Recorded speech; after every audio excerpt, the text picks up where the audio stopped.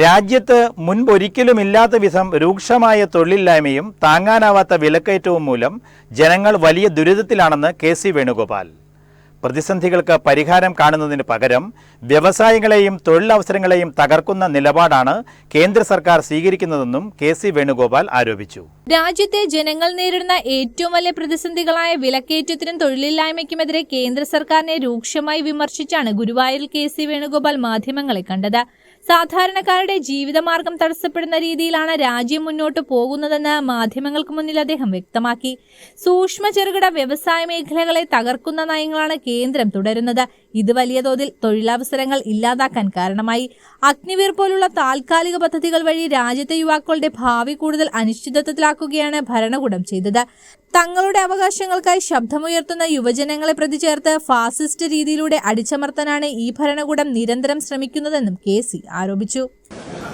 രാജ്യത്തെ തൊഴിലില്ലായ്മ രൂക്ഷമായി നിൽക്കുന്ന സാഹചര്യം ഇതുപോലെ ഉണ്ടായിട്ടില്ല.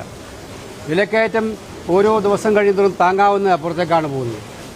സർക്കാരിന് ഇതൊന്നും പരിഹരിക്കാനുള്ള യാതൊരു മാർഗങ്ങളുമില്ല. ആരാണ് ഉത്തരവാദി?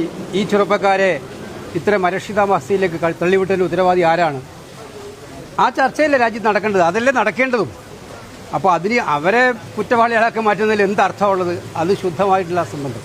ചെറുപ്പക്കാരെ സംബന്ധിച്ചിടത്തോളം ഒരു തൊഴിലിന് വേണ്ടിയിട്ട് അവർ നിൽക്കുന്ന നിൽപ്പ് സഹിക്കാവുന്നതിനും അപ്പുറത്താണ്. അപ്പോൾ ആ ഒരു സാഹചര്യത്തിൽ ഇത്തരമൊരു പരാമർശം കൂടി വരുമ്പോൾ അവർക്കുണ്ടാകുന്ന പ്രയാസങ്ങൾ ജനങ്ങളെ സർക്കാരിൻ്റെ കണ്ണ് തുറപ്പിക്കുന്ന യുവജന രോഷമാണ് ഇപ്പോൾ നമ്മൾ പ്രകടമാകുന്നത്. അത് സർക്കാർ ചെയ്യേണ്ടത് അതിനെ പോസിറ്റീവായി എടുക്കാൻ വേണ്ടത്. അതിനെ പോസിറ്റീവായി എടുത്ത് ആ ഇഷ്യൂ അഡ്രസ്സ് ചെയ്യാൻ വേണ്ടത്. ആ ഇഷ്യൂ അഡ്രസ്സ് ചെയ്യാൻ എന്ത് നടപടിയാണ് ഇവരെടുത്തിരിക്കുന്നത്? കഴിഞ്ഞ 12 കൊല്ലമായിട്ട് എല്ലാ MSMEയും തകർക്കുക, എല്ലാ തൊഴിലവസരങ്ങളെയും ഇല്ലാതാക്കുക, അഗ്നിവീർ പോലെയുള്ള പദ്ധതികൾ ഉണ്ടാക്കി എങ്ങനെ ചെറുപ്പക്കാരുടെ തൊഴിലവസരങ്ങൾ പരിമിതപ്പെടുത്താൻ പറ്റുമെന്ന് നോക്കുക. ഇതല്ലേ ഇവർ ചെയ്തുകൊണ്ടിരിക്കുന്നത്. അതല്ല ചെയ്യേണ്ടത്.